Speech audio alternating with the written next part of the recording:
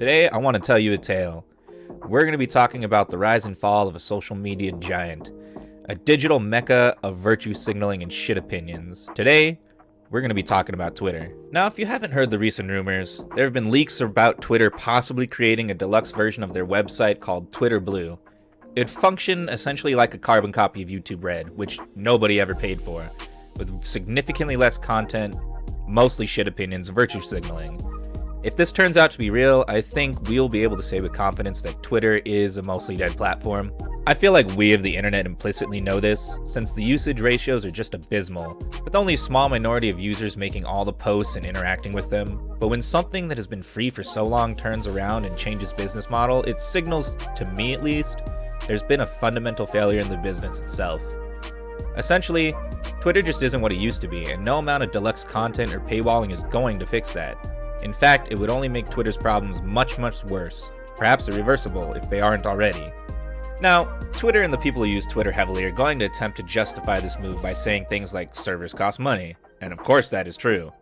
But if we look to Twitter's contemporaries such as Instagram or Snapchat, they have managed to avoid charging users directly by more successfully monetizing the application. Meanwhile, you have services like Discord, which charge optional monthly fees to host large servers, which I guess is what Twitter is trying to emulate. The only problem is Discord never sold itself as a public news and event feed like Twitter did and still does. Only Twitter fans is far behind the curve in terms of marketing things like groups or communities, and some slap-ass corporate Frankenstein like Twitter Blue isn't going to change the audience's perception and habits when it comes to Twitter. The actual technology of Twitter isn't even that amazing to begin with. It has little value beyond simplistic, non-committal interaction, and it's easily reproduced on many other websites already. The reality of the internet that these tech giants are confronting is that there's no realistic way for a website like Twitter, Instagram, or YouTube to properly display the ungodly amounts of information uploaded to them daily. At some point, the algorithm has to get involved and decide the worth of your content. In reality, the amount of ad revenue the host gets per post from an uploader. If it isn't enough, then you're sent to the internet gulag, left to fester with the other sub-Quado YouTubers such as myself. But Twitter has put themselves between a rock and a hard place. By choosing to be the website of choice for the soldiers of cancel culture, they have made themselves a liability for anyone looking to advertise on their website, anyone looking to invest in their website, and anyone looking to make a new account even. They've marred themselves as the front lines of the internet war of freedom, and businesses will usually hedge their bets in a war. Let's be clear. If Twitter could sustain itself with ad revenue, it wouldn't need to push a preferred account system, which in the end will only serve to turn Twitter into a more fake, manipulated, and ultimately useless antique of a social media website. Is $2.99 a month really that much? In the grand scheme, no. But when compared to the value Twitter will actually provide in the future, I think it's a hard sell. Now, I don't want to call Twitter valueless. If Twitter had or still has any value, it's that it's managed to position itself as the social media public record, essentially the most official and personal account you can get of any individual. It was here that you would see celebrities posting their pets, sandwiched in between your friends' personal opinions of a movie, some current trending news. For a time, everything was happening on Twitter, but slowly the internet changed around Twitter. YouTube uploads became more accessible as size limits and restrictions were removed. Instagram was created, connecting an even larger audience in their personal accounts to bite-sized social media. Reddits and Chans became more popular, as did aggregate news sites, allowing people to receive their news and opinions faster and more directly. Slowly but surely, Twitter lost much of its novelty and uniqueness, until eventually, at least to me, it's lost most of its value as a social media platform.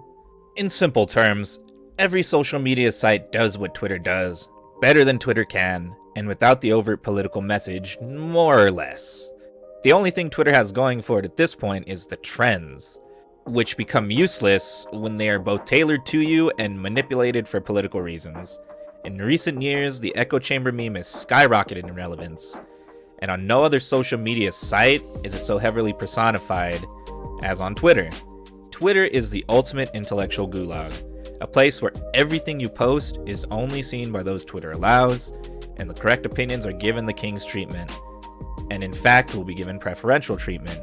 It's going to become a pay-for-play model. Associating your brand with Twitter is a huge risk. By posting anything there, you immediately open yourself up to thousands of self-righteous internet detectives who live to cancel. Literally eat, breathe, sleep, and shit, just so they can have enough energy to get mad enough to fuck someone's life up. It makes no sense to use Twitter as a small creator, because the algorithm is a disaster at delivering your content to followers, since it has some preferential methodology for your main feed. You never really see what you want to on Twitter, just what Twitter thinks you should.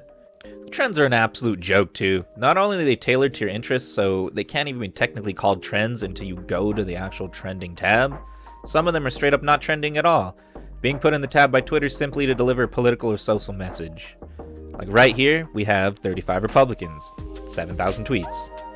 Number 5, Paul Mooney, 106,000 tweets. What do people actually care about on Twitter? They care about Paul Mooney. They don't give a fuck about any of this. Hell, most times if you go to the For You section, the trends that they're trying to do for you, the top trend will be an advertisement. And somehow, Twitter still failed to turn a profit despite violating what is essentially the core principle and functionality of the website. See, back when these websites were floated by venture capital, they could afford to have a politically driven business since there were no investors to answer to, only the CEOs and CFOs. But eventually, Big Daddy Checkbook wants a return on his investment and Jackie Boy's gotta get scrambling. Jackie Boy spent so much time going woke, he might actually go broke. And now Twitter has reached the ultimate through the looking glass moment.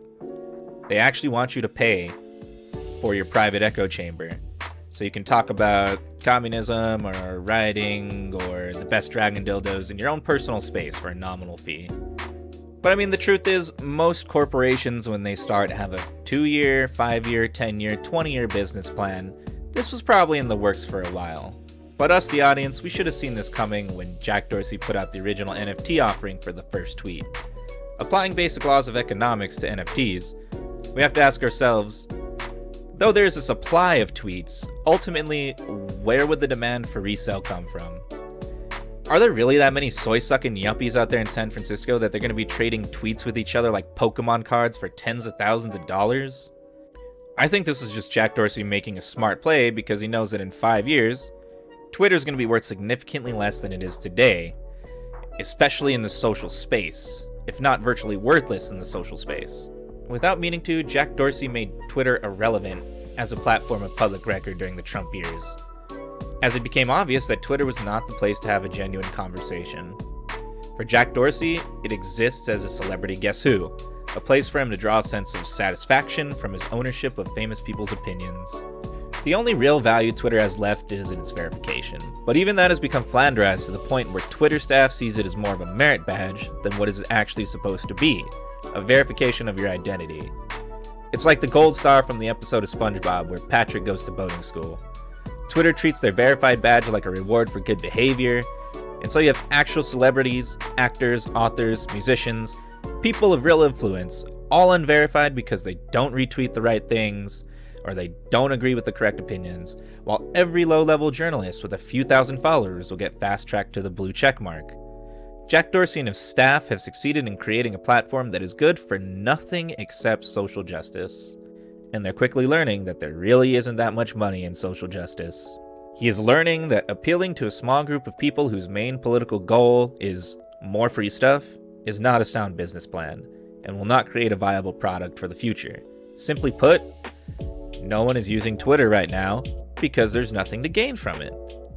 And I recommend you stop using it too. Anyway, that's all I wanted to talk about today. I'm going to start doing these regularly every Thursday. We're going to call it Thursdays with Pigusama. So if you got a topic you want to talk to me about or you want me to talk about, tweet at me, get at me on Instagram, or leave a comment here. I'm down to answer some questions too. This is going to be a lot more freeform, a little more personal. Let me know what you thought. What do you think? Is Twitter going to survive into the future? Are these NFTs going to take off? To be fair, I do see the value in some NFTs, but I do not see the value in the first tweet ever.